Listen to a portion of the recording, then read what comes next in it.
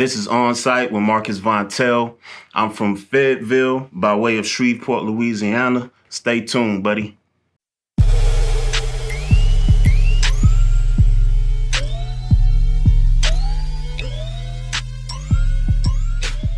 Where did your name come from?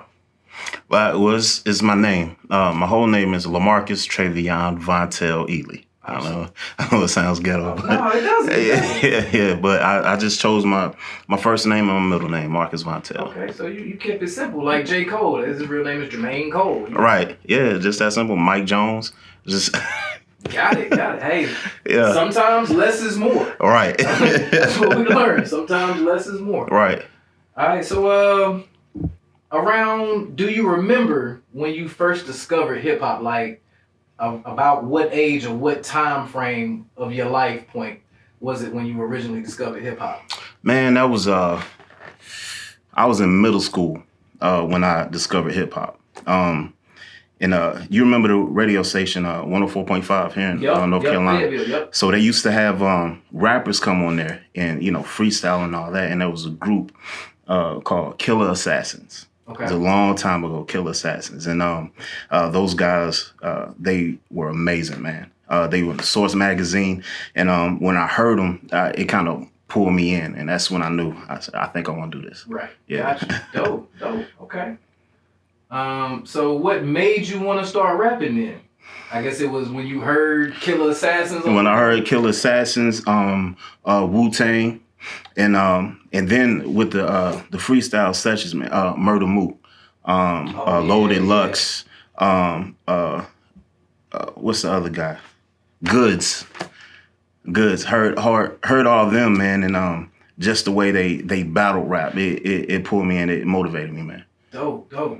Well, originally that's how you got your start, is battle rapping on the corners, on the blocks in school, or what? Yeah, that's how it started off, man. Just watching other people do it.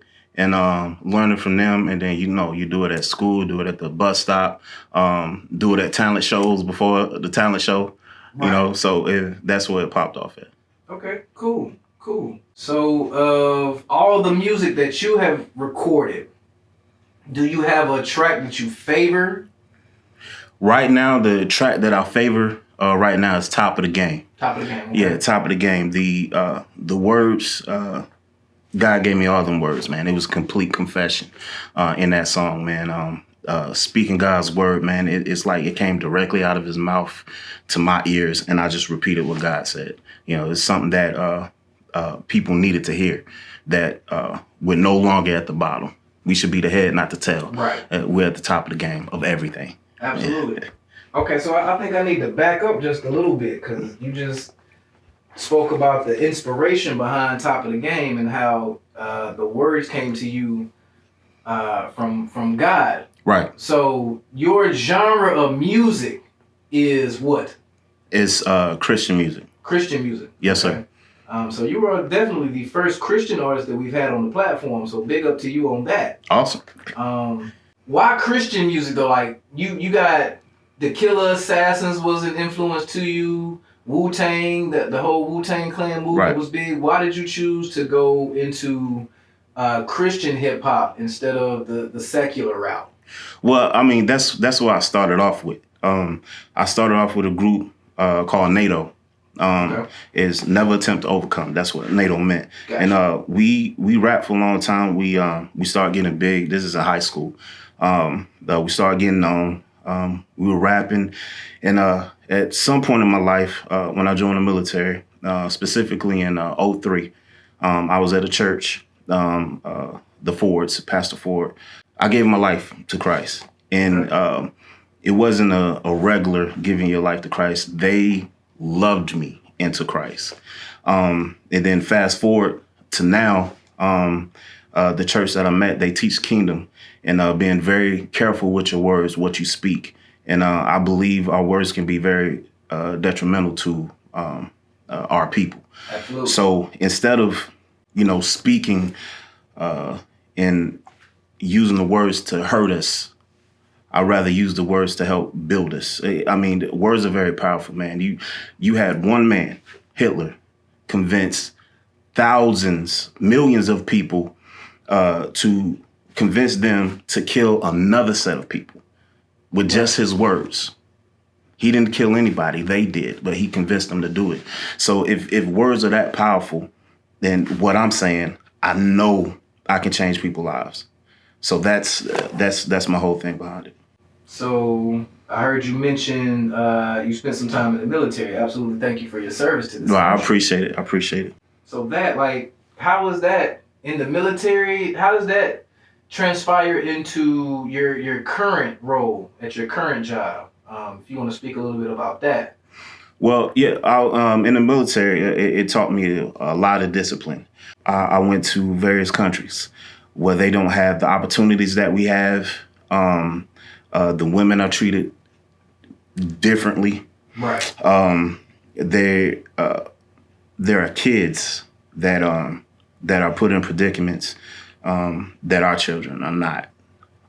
You have kids who will find delight to strap a bomb to themselves and blow you up. It's very hurtful.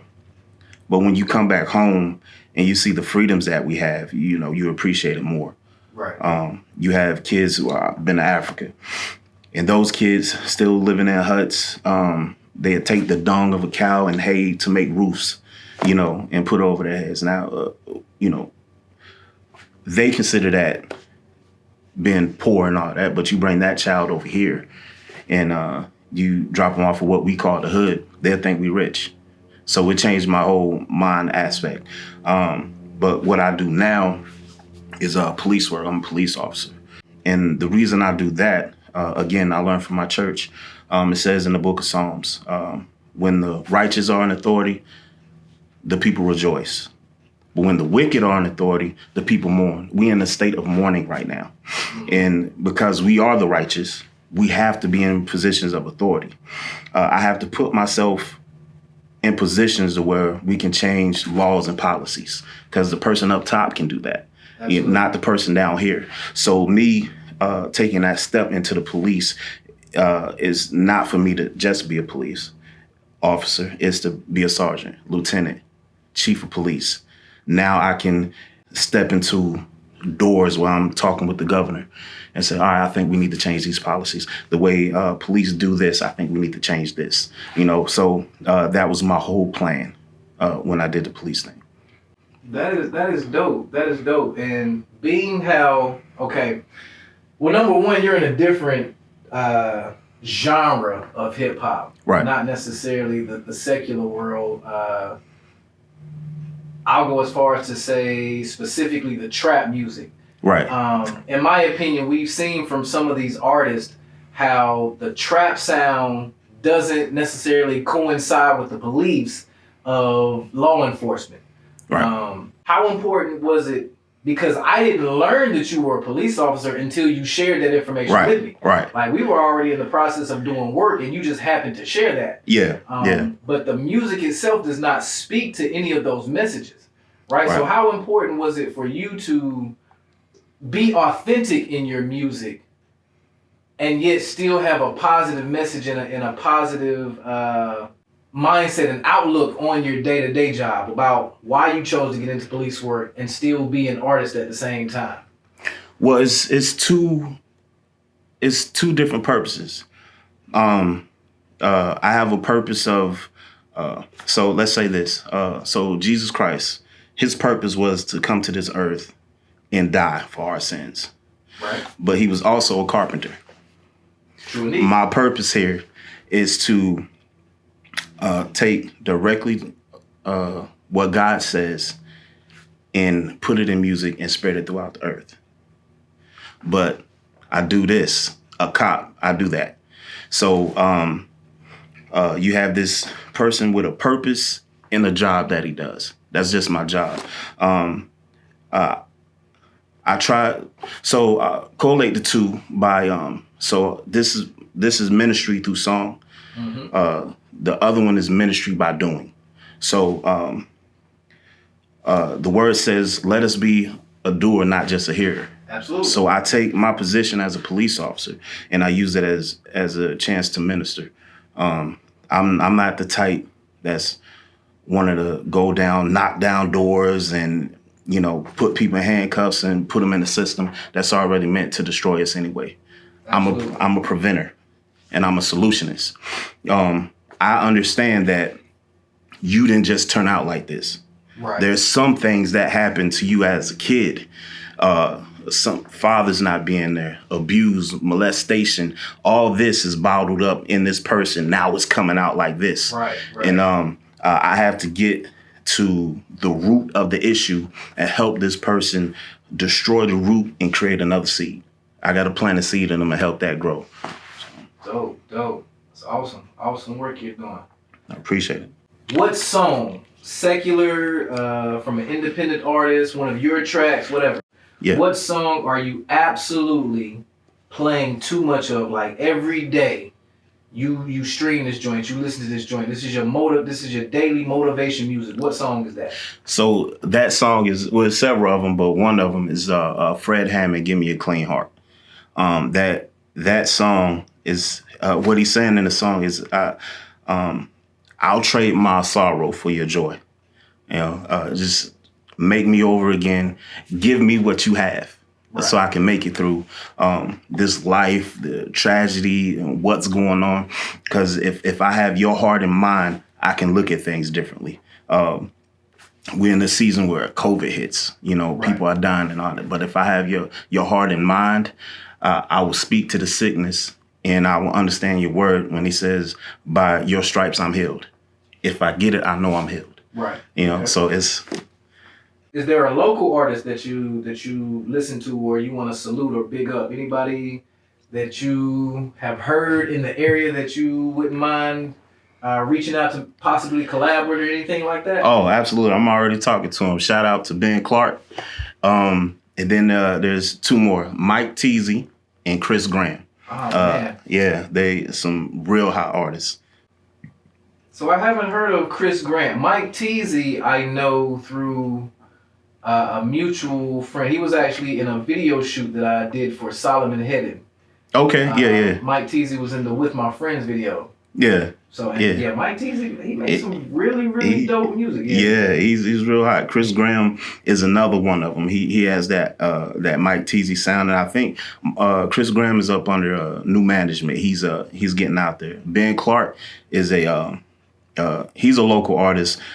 He has albums out, Apple Music and all the other stuff, but he's a circular artist that I like. But he has that 90s sound, hip hop sound that I like. And he and I talked, and we was going to do something positive together. With some music. I'm always willing to work with cats like that. They have a good mindset. Well, what it seems like, it's hard, or it's always a fine line to bridge the gap or to cross over Christian music or Christian theme music into the mainstream. Right. If we look out throughout history, the artists that I know that were successful at doing it have been people like Kirk Franklin. Right. Mary had a couple crossover hits to come out. Right. Artists like Molly Music. Yep. So how important is it for you to still produce the type of sound that is relevant throughout all of the world, but still give your message? I'll go a little bit further. Like, we know Kanye went through his whole thing. Like, one of his biggest records, matter of fact, from his first album, was titled Jesus Walks. Right. And throughout his career, he's always spoke about his faith. But recently, I think like the last 2 or 3 albums he's done, he's either releasing only Christian music or the secular music that he puts out is now edited on his album. Right. I think on the Donda project, there were some issues with some of the featured artists having their tracks removed because they didn't want the music to be edited. Right. So how important is it for you, or do you think it's difficult for Christian artists to get their sound to cross over into the mainstream hip hop, to the limelight, so you can get the message out or get it to reach further? My belief is if God has his hand on it, it's going to reach him. Absolutely. My concern is not where it's going. I just have to put it out. And I believe it's going to reach people it need to reach, and then they'll take it from there. You remember Jesus just preached in a certain area, right? But then it took Paul to take it out to the Gentiles and everybody else. So I believe my music is going to hit the right person, all right people, the right nation, and it's going to spread all over the world like it's supposed to, because it's in God's hand. Absolutely. What piece of technology do you have to have on you at all times? Besides my phone? Besides your cell phone. So I carry my my hard drive with me, which is a Seagate. It's a 2 terabyte. I have all my session files on there. Even my stuff from college that I did, I have all that on there. I carry it like it's a cell phone, because you never know where you're going to be. Like, for instance, I have a show on Saturday that I have to do. Mm-hmm. I'm going to have that Seagate with me so they can get that music. Facts. Yeah, I got to have it on. You just brought up a great follow-up question. Do you take this drive with you when you go to the studio? Absolutely. Do you require the engineer to save your entire studio session to this drive? Yeah. Let's talk about this for a minute, because I've been in a lot of studio sessions to where artists, they get in the moment, we feeling it, the beat is hot, right? We create this track, and then they tell the engineer, yo, just save the joint, and they come home with a 2-channel mix down MP3. And now here we are, the song, let's say it picks up, and the local DJ says, hey, send me the session, or you need to have it a clean radio edit. Right. They didn't leave with the session. Nah, they just left with the MP3 file. We're in an argument with the engineer because he's going to charge me again to re-edit the music. Whose responsibility is it to keep that session? Is it the studio or is it mine? I think it's both. You got to talk to the engineer. You got to tell them what you need or what you want when you first get there. And if there's an additional cost, you pay that cost. Being an engineer, it takes a lot of work when you're mixing and doing all the editing, doing the clean version now. It takes a lot of work, man. Absolutely. So it's that I completely understand where the confusion may lie, But yeah, you need to have that talk before y'all even start. Most definitely need to have that talk. Definitely. Why a Seagate hard drive? Why not a Samsung or a PNY? Man, I did my research on it, and that was the Seagate. I believe gave me the best quality for the money I was paying. Yeah, gave me all the memory that I need, and 2 terabytes, you got some space. Right. Coming from what I do messing with these cameras, you need a little bit of space. 2 terabytes, you got some space. Right. Right, you need all that, and then I'm not only working with Pro Tools, but I'm working with Photoshop, just all the Adobe, stuff. Creative Cloud. Yeah, Creative Cloud. You keep your programs on the drive as well. Yeah, I keep my programs on the drive as well. Smart play. You have to, man. You have to. So it makes it easy. I'm working with Todd Delaney and his group right now, as far as getting some music production. And it's kind of hard because they're dealing with a whole different system. So, but I have Pro Tools, they have something else. I forgot what they have. But me just giving them the session files from that hard drive and just bam, there you go. Right. You can send them the stems and they can alter it in any way that they need. Exactly. That is the importance. Yeah. Of keeping that session file. That's what I was looking for. Yeah. For you to give every artist watching this. That is the importance of getting your session files. Do not leave with the song. Get them session files. Session files. Yeah. Oh man, I definitely appreciate that. Appreciate the interview. And anybody you want to shout out before we get out of here? Anything? When is that project coming? When should we expect that project? I'm putting some time on it because I have to get some more material together. I got so many songs I gotta put this together. But I am working on the video for Top of the Game. with you guys, and I appreciate it. You are a blessing. You're anointed for this. So I'm working on my project that'll be coming out soon. I'll give you all the dates. But I like to give a shout out to my lovely wife who supports me through everything. Shamika Ely, that's my baby. That's my heart. Don't sleep on the couch tonight. Nah, shout out wifey now. Yeah, you already know. Yeah, I'm not sleeping on the couch. Yeah, but my lovely wife, my church, faith counseling, my pastors, of course my manager, Gwendolyn. But yeah, and of course my God, my Lord and Savior Jesus Christ. How you doing? Good, how are you? Have you ever seen this before? I've been using the products a couple years. It's very cleansing and refreshing, so it makes my skin tone. I like that the products are natural. And I love this one in particular, right here, the coconut vanilla. I used to use Dove. I retired my Dove for men for this probably about a year or more ago. No sulfites, no chemicals. Hair oil, body oil, won't weigh it down, but it's not gonna leave your skin or your hair with a greasy residue at all whatsoever. It makes me feel yummy and delicious, makes me smell yummy and delicious, keeps my hair hydrated and looking fly. Dove or nobody else has any natural type of oil products, so you can put it in your beard too. It feel good. It smell good too. So I like it.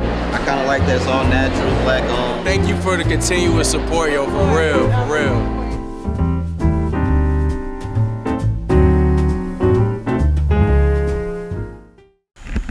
Yeah. Marcus Vontell on site. Now let me make a point with some masonry talk. Cause how you gonna see the light if you ain't never been taught? How you gonna get to there if you ain't never been brought? I'm giving you game for free cause he paid the cost. Now listen, I'm a different kind of Christian with hood ties. Evangelize on street corners with drug dealers to the sunrise. I'm obligated to victimize, do homicide with intention on all sin, mass genocide. If I'm disturbing your business, I just handle my business. Then I push it along to the next mission, but not without pulling them out, kicking and screaming. Strength and condition, I'm exercising your demons. Not only for just a season, I'm in this thing for the long haul. I pack them up and move them out like a U-Haul. I impact all colors like I'm a cue ball, sleeping on me. Give you that scripture laced with the Adderall. Thinking you can stack up against God? Not at all. I seen the greatest of men get here, then I watch them fall. They foundation was rocky, no steel rod. You got brick on brick and brick with mortar. That's kingdom strength. Get it in order. They say switch to R&B and hip hop. That's where the money at. But he'll supply all my needs. That's where my mind be at. I'm trying to be the illest for God. Hypochondriac. So you never see me chasing that paper. I ain't in shape for that. I promote God like coupons on Groupon. So whatever I'm on, please believe that he's on. Introducing these contraceptives and using it as a weapon, preventing your vain religion from killing the kingdom message, I'm gone. But I come back with it though. One body, different members, that anatomy flow. Taking hostage anybody trying to tamper with Hove and start pumping them full of word until their oxygen's low. This here's a kingdom mandate, changing the human mind state, filling them full of hope, reducing spiritual death rates all over the landscape, enforcing the law. No matter what comes against me, I die for the cause. Cause most of you Christian rappers got me wondering if the life that you rap about and the one that you live conflict. Cause I've been watching. You resemble your favorite rapper, quoting most of their logic, applying the kingdom chapters.